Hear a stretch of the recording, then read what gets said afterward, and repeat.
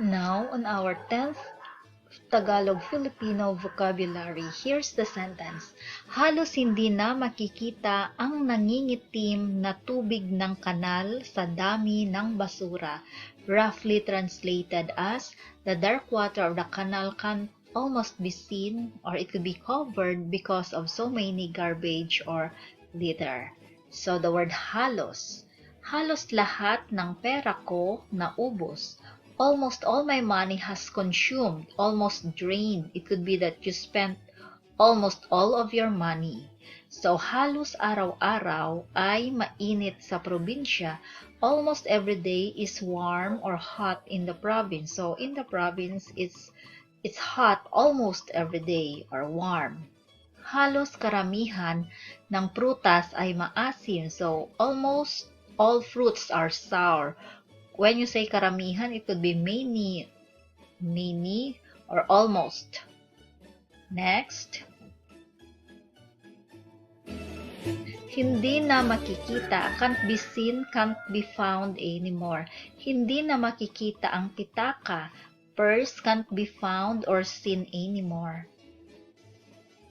Hindi na makikita ang kwentas, necklace can't be seen or found anymore. Hindi na makikita ang tsinelas, slippers can't be seen or found anymore. So, hindi na makikita, the phrase here, we place it in front of the sentence. And you notice, we have here ang and then the subject or noun, ang. Okay, so you can easily follow the sentence pattern. Next phrase, nangingitim na, turning black now na. Nangingitim na ako, I am turning dark now. It could refer to your skin color. So here in the Philippines, it will not take you like a few minutes. Okay, if you are white, you have this fair complexion, it will not take like 10 minutes, then your skin will turn red and brown. And if you stay longer here in the Philippines, definitely mangingitim ka na. Okay, itim here is black.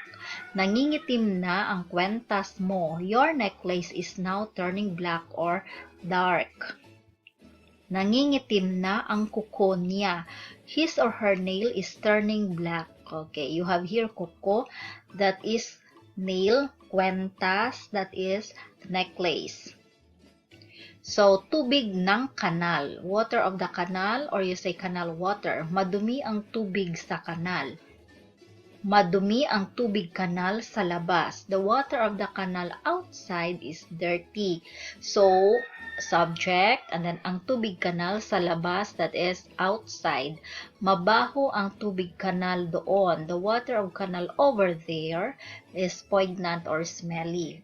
So, tuyo na ang tubig kanal dito. So, the canal water here is already dried up. So, tuyo na, dried up. Okay, dito is here. Tubig kanal, canal water. Sa dami ng, among the, many of, or high quantity of, or it refers to number. Sa dami ng turista sa Boracay, naging madumi na ito. Due to the big number of tourists in Boracay, it is already dirty or now it's dirty. Sa dami ng babae, bakit ikaw pa? Amongst ladies or among the number of ladies, why you? Sa dami ng Pinoy, wala nang trabaho para sa iba. So, due to the number of Pinoy, no more jobs for others. So, this is the literal meaning, or it could be there is this scarcity of jobs, okay, due to a high number of Pinoy looking for a job. So, it could be that the number of jobs available are not enough, okay, for the huge number of jobless Filipinos. So, sa dami ng Pinoy. For more learning resources, you can visit our blog, and for Cebuano and Visayan learning materials, okay, we also have available there in various formats.